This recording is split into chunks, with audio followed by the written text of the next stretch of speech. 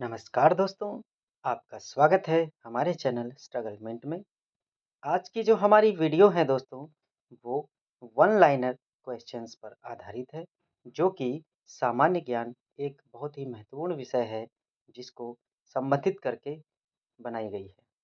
तो वीडियो को ज़्यादा से ज़्यादा लोगों तक शेयर करें ताकि जो जानकारी है वो सभी तक पहुंच सके। और अगर अगर आपने अभी तक हमारे चैनल को सब्सक्राइब नहीं किया है तो चैनल को सब्सक्राइब अवश्य करें ताकि आप तक सभी जानकारी पहुंचती रहे। तो चलिए शुरुआत करते हैं। ज़्यादा समय न लेते हुए हम पहले प्रश्न तक पहुंचते हैं, जो कि हमारा पहला प्रश्न दिया हुआ है कि एक धातु चालक में विद्युत धारा का प्रवाह किसकी गति के कारण होता है? यानी कोई अगर धातु चालक है, तो उसमें अगर इलेक्ट्रिक करंट का फ्लो होता है, तो वो किस वजह से होता है? ये प्रश्न पूछा गया है। तो याद रखिएगा दोस्तों, इसका कारण है इलेक्ट्रॉन, यानी इलेक्ट्रॉन के प्रवाह के कारण धारा का प्रवाह होता है। अगला हमारा देखिए क्वेश्चन दिया हुआ है, सी पद्धति में ऊर्जा का मात्रक क्या होता है? ये भी एक पद्धति है। सी यानी समुद्र, तो समुद्री पद्धति में ऊर्जा का मात्रक क्या है? ये पूछ रहा है। तो याद रखिएगा दोस्तों, इसका जो मात्रक है वो है जल, जो कि इसका आंसर है। अगला देखिए प्रश्न दिया हुआ है, एक इलेक्ट्रोलाइट के घोल से विद्युत प्रवाहित करने वाले कण क्या कहे जाते हैं? तो जो इलेक्ट्रोलाइट होता है, उसमें जो विद्युत प्रवाहित करने वाले कण होते हैं, उन कणों को क्या कहते हैं? ये प्रश्न पूछा गया है। तो याद रखिएगा दोस्तों, इसका जो आंसर है वो है आयन, यानी विद्युत प्रवाहित करने वाले कण जो होते हैं वो आयन कहलाते हैं। अगला हमारा प्रश्न देखिए दिया हुआ है, रेखीय संवेग के आघूर्ण को क्या कहते हैं? ये भी बहुत ही महत्वपूर्ण प्रश्न है दोस्तों। याद रखिएगा, इसका जो जवाब है वो है कोणीय संवेग। याद रखिएगा, कोणीय संवेग जो है वो रेखीय संवेग के आघूर्ण को कहते हैं। अगला देखिए हमारा प्रश्न दिया हुआ है, लेजर किरणों की खोज सर्वप्रथम किसने की थी? ये भी एक महत्वपूर्ण प्रश्न है जो कई बार पूछा गया है परीक्षाओं में कि लेजर किरणों की खोज सर्वप्रथम किसने की थी? तो इसका जो आंसर है वो है टी.एच. मेमन। अगला हमारा प्रश्न देखिए दिया हुआ है, हम लघु तरंगों के प्रसारणों को दीर्घ तरंगों के प्रसारणों की अपेक्षा अधिक अच्छी तरह से क्यों सुन सकते हैं? तो इसका जो जवाब है वो दिया हुआ है दोस्तों, क्योंकि लघु तरंगों पर वायुमंडलीय विक्षोभ का प्रभाव नहीं पड़ता है। ये इसका सही जवाब है दोस्तों। अगला देखिए हमारा प्रश्न दिया हुआ है, एक माइक्रोन कितने के बराबर होता है? ये भी बहुत ही महत्वपूर्ण प्रश्न है जो कि मेजरमेंट से संबंधित है। याद रखिएगा, इसका जो जवाब है वो है 1/100 अगला हमारा प्रश्न देखिए दिया हुआ है, उस विकिरण ऊर्जा का नाम बताइए जिसकी ऊर्जा न्यूनतम होती है। देखिए क्वेश्चन दिया है, उस विकिरण ऊर्जा का नाम बताइए जिसकी ऊर्जा न्यूनतम होती है। तो याद रखिएगा, इसका जो आंसर है वो है सूक्ष्म विकिरण। अगला हमारा प्रश्न देखिए दिया हुआ है, बेल कोलेमन चक्र में क्या सम्मिलित होता है? ये भी बहुत ही अच्छा क्वेश्चन है। इसका क्वेश्चन देखिए कह रहा है, फिर से एक बार रिपीट कर लेते हैं, बेल कोलेमन चक्र में क्या सम्मिलित होता है? तो इसका जो जवाब है वो है द एडियाबैटिक प्रक्रम और दो स्थिर दाब प्रक्रम।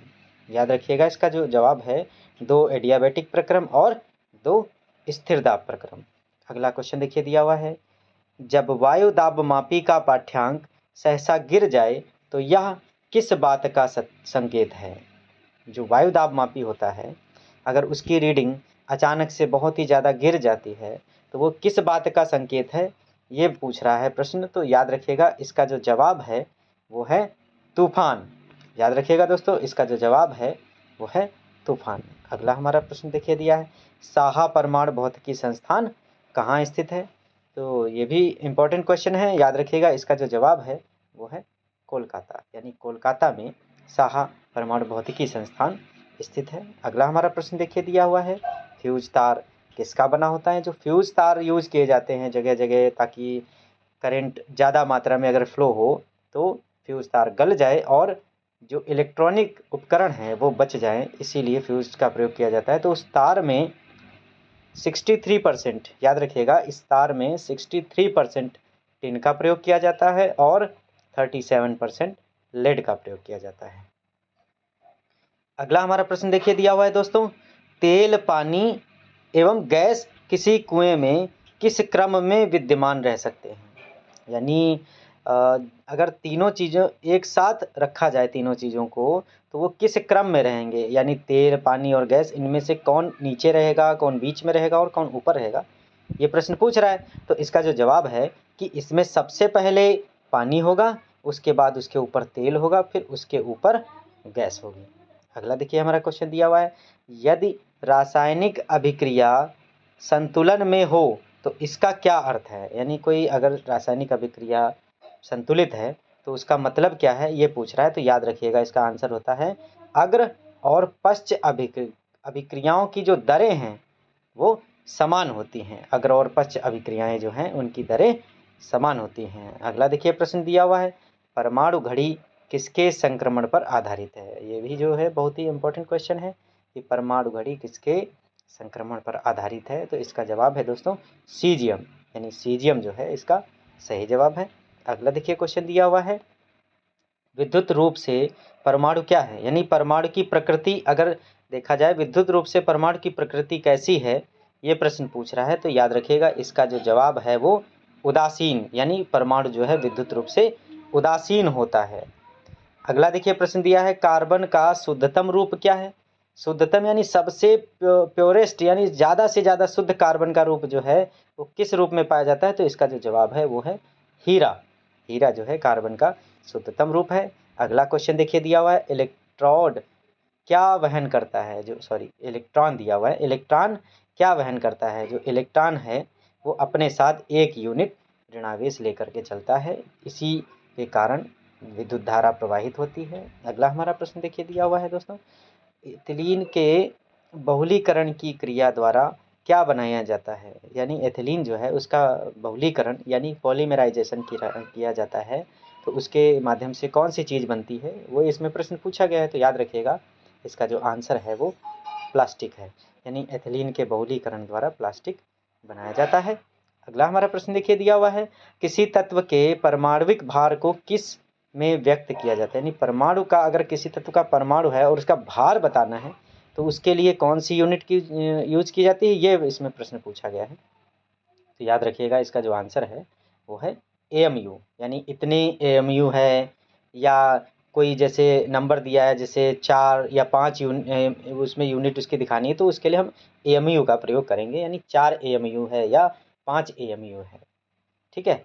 अगला क्वेश्चन देखिए दिया हुआ है, तत्वों का सबसे पहले वर्गीकरण किसने किया था? तो इसका जो आंसर है वो है न्यूलैंड, यानी न्यूलैंड ने जो है सबसे पहले तत्वों का वर्गीकरण किया था। उन्होंने एक अष्टक नियम बनाया था, जिसके अनुसार संगीत के जो स्वर होते हैं उसके अनुसार तत्वों को अगर रखा जाए तो पहला तत्व 8वें तत्व के साथ गुणों में समानता व्यक्त करेगा, किंतु ये नियम हमेशा के लिए नहीं चल पाया।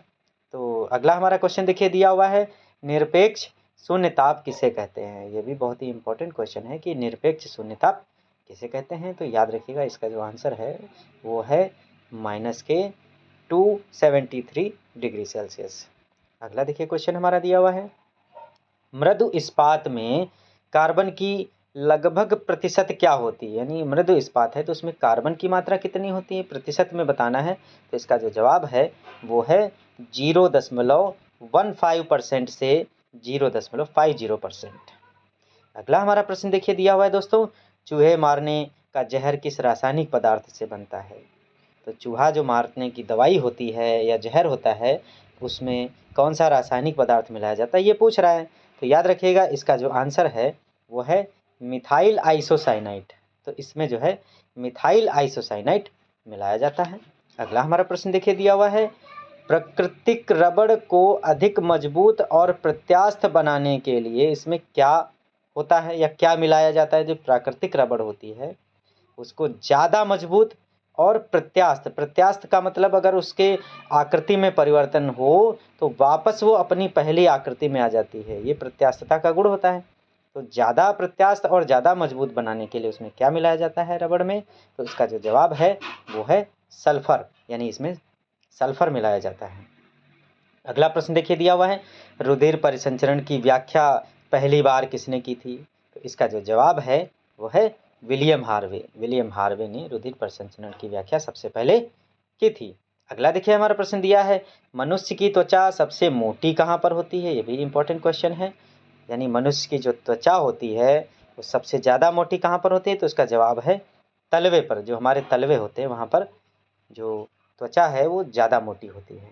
अगला प्रश्न देखिए दिया हुआ है, घोंसला बनाने वाला एकमात्र सर्प कौन सा है? यानी सर्प तो कई प्रजाति के होते हैं, लेकिन उस सर्प का नाम बताना है जो घोंसला बना करके रहता है। तो इसका जो जवाब है वो है किंग कोबरा। यानी किंग कोबरा जो है वो घोंसला बना करके रहता है।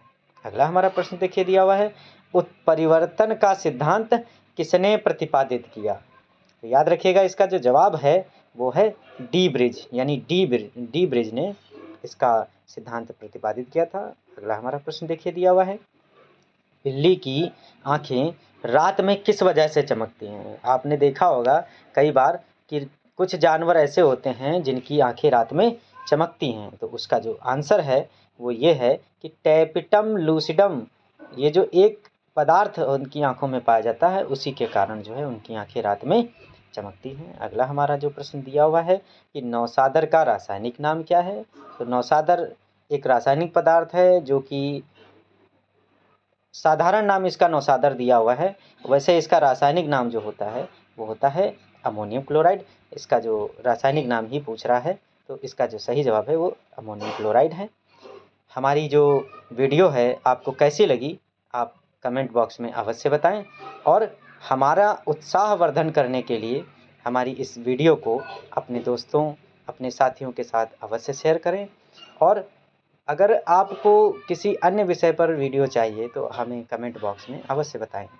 और अगर अभी तक आपने हमारे इस चैनल को सब्सक्राइब नहीं किया है तो सब्सक्राइब अवश्य करें, और अगली वीडियो की नोटिफिकेशन पाने के लिए इस चैनल की जो बेल आइकन है उसको दबाना ना भूलें। धन्यवाद।